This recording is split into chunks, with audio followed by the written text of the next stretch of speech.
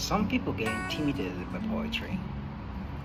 They would like to buy a book of poems, but once they walk into the library, they kind of freeze.